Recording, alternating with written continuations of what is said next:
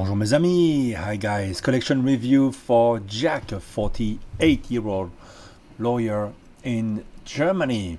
Thank you so much for your email, Jack, and for sending me those beautiful pictures of this amazing collection. So Jack prefers smaller size watches, which is refreshing. He finds already the 6-digit Rolex a bit too big for the wrist, so he prefers the previous pre-ceramic versions.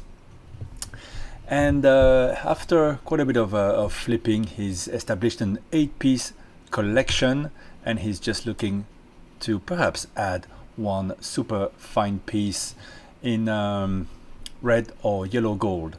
So in his collection right now, Patek 5107G, that's a 37mm automatic white gold dress watch from Patek, absolutely beautiful. Sometimes, you just see the picture and you don't really understand how beautiful these watches are in person. Especially, I love the little applied dots all around the dial, except at the level of the date. These watches have enormous gravitas when you see them in person. So do yourself a favor and visit some watch dealers that carry that sort of watch. The next watch, an Omega Aquaterra 38mm blue dial, similar to what I had, but this is the newer version with the date at 12 o'clock. And the patterns, the teak patterns, horizontal, I think it looks gorgeous, absolutely superb. I love those pictures. The format is a bit smaller there. He mentions that it's between the Datejust 36 and 41. One is too small, one is too big, and now for him the Omega Aquaterra 38.5mm is perfect. Then he's got a lovely Tudor 7017-0, 38mm with box and papers. Lovely. I love them. I love them. Very cool. Seiko. If you're gonna have a Seiko, I just got this King Seiko reissue. It has so much charm, and he went for an actual vintage, a Seiko Sportsmatic calendar from 1965, which is his oldest watch. I think it's a super cool way to have a Seiko in the collection. Then classic Rolex Submariner 16610. A Rolex 16570, that's the Explorer with a polar dial. He says it's his most recent purchase, so he would have had to pay quite a bit more than what I paid when I got mine 4 years ago. So strangely, he says it's the most expensive of his 3 Rolex sports watches, but it came in full set and with a Rolex service. In 5 years we'll say it was a very good purchase. Then he's got a Rolex 16750 Gmt Master, absolutely splendid watch. And he's got a Fortis. At first I thought it was one of those Tudors, but no, it's a Fortis manual wind chronograph from around 1973 with a simple Valjoux 7733, but in mint condition with an amazing dial. And wow, what a cool thing, manual wind from the 70s with a Valjoux. Those are bulletproof. I'd rather have that than dodgy new movement, unproven. So that's wonderful. In the past, he had Omega Seamaster vintage chronograph 145029, but didn't wear it a lot. I feel that his collection is very usable. So he moved on from things he didn't wear as much. He also sold an IWC Flieger chronograph 3706. He found it boring after a while. A Zin 956 rally chronograph, which was too big. A Rolex Datejust 2 blue dial, too big. A Tag Heuer Aquaracer caliber 5 WAN2110, his first luxury watch. Like many people, they went for Tag first, bought 10 years ago, and sold it after he got the sub. Yes, he had a Tudor Oyster Date Chrono Time, reference 79260. Lovely, I just got a 79280 with the Rolex case and crown and a reverse panda. Beautiful watch, but too big and heavy. Well, not that big and heavy, I find, but to each his own. And he didn't like the rattling 7750, so it's a winder. So and sometimes you move you flick your wrist and it's gonna spin spinny quite a bit. And you sold it after it went up in price.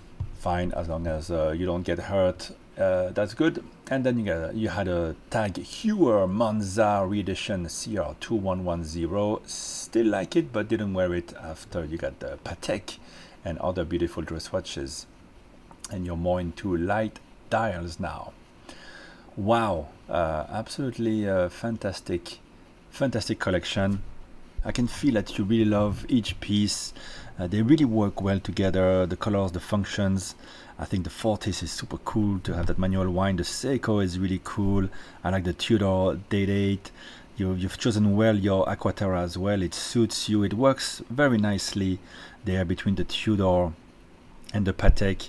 You know, I love it when you look at the collection and there's nothing that sticks out as out of place. The three Rolex are super classic. This is, I think, a wonderful collection, and I like that you like dress watches and that you wear them at the office. So you're looking at adding a Patek or possibly a GLC 140.2.80 perpetual. You say maybe a bit too old-fashioned. You say you're not much into longer. Yeah, you know, if you love the sensual cases of the Pateks, the longer is different. Some of them I like it, but I can understand that you would not want to go yet into it. You know, you're from Germany, so maybe you'll change. You'll after a while, maybe your taste is gonna evolve a little bit. Always, you could add a longer up-down. I think look into that one. I think that one is really nice. You'd get that beautiful longer build caliber, and I think the front is still not as tough as to look at as other longer models. But anyway, you're looking at adding a red or yellow gold, thinking of a Patek 5396 or a GLC. You know, if you get a GLC, you will always want the Patek. If you get the Patek, you will forget about the GLC. Now, I do like the GLC perpetual calendar system because it's the Kurt Close module from IWC, as you know well. So everything is coordinated. Only problem if you go too far, if you push too far, you can't go back. But apart from that, at least it's quite usable compared to many other calendars, including the annual calendars. If you have a 9-piece collection and you don't wear it all the time, it becomes a bit of a drag. You have to leave it maybe on a winder. I mean, the whole point of a calendar is that it should be working all the time. It should be always ready for you. So you're looking at a Patek 5396. I think in the end, yeah, if you get the Patek, you won't really. You will forget about the GLC. So I would go straight to Patek. Prices right now are a bit high. 2 years ago, even last year, you could still get a 5146 or 5396 at a good price. I love them all. I love the 5146. It's a very complete watch with the lume. Look into it. The yellow gold with the gray dial, I think is quite cool. My favorite remains the white dial with the white gold. Also with the 5396 right now, my favorite is and I mentioned that in previous videos, is the white dial with the white gold. I think the look of it is very reminiscent of the very early perpetual calendars of Patek, the reference 3448, I believe. And if you get that, I mean, it's game over. However, having said all that, because you can appreciate a smaller watch, I would like you to look into the original annual calendar, the 5035. So at least it wouldn't cost you as much as the larger watches. And if you go for the 5035J with the black dial, then you would have a very unique watch. They're a lot harder to find. They command a little premium compared to the white dials, but they have such cool presence. It's I see that watch, I'm thinking Scarface. You know, it's so cool, and it still has lume. It's very usable, easy to read the date on that one, and at 37 millimeter, it is right up your alley. And yeah, won't cost you as much as the other annual calendars, so it won't be as much of a leap if for a watch that you might not want to use as much. and might get a bit annoyed by the fact that you have to reset it all the time. You know, they don't have that clever system that Longer has with the push on the side to readjust everything together. Now, the other watch I would like you to consider, and I will finish with that, is a world time. I think it would take your collection to the next level, and the world times look actually better in yellow gold and in rose gold. The first ones were smaller. You know Archie Luxury, he loves his. Get one of the early ones, or even the larger ones. I think wouldn't be too big still at 39 millimeters. I think they went 36, then 40, and then 39 millimeters. So one of the latest ones, or one of the earlier ones at 36 millimeters. I think that would absolutely look wonderful on your wrist and take you to a different dimension. It's also a very romantic type of complication, and also very usable. These days we always are connected to the rest of the world, and if we can't travel because of COVID, at least we have the watch that let us travel a little bit. And you don't have to set the date, it's always ready. I think they come with the micro rotor as well, the rooted rotor as Archie calls them. So that too is a beautiful addition in terms of beauty. You have a full rotor in your 5107. I think the world time would be my favorite next purchase for you. It's a different level of price perhaps from the calendars, but it's roughly the same, especially the smaller one. What is it, 5110? I think that would be cool. Look around, see, maybe try the larger one as well, see which one works best for you. But also, as I said, look into the 5035 yellow gold with the black dial. I think that would be nice. But you like the you like the white dials as well. There's plenty of them available. I think you could get a really good deal on a clear dial 5035.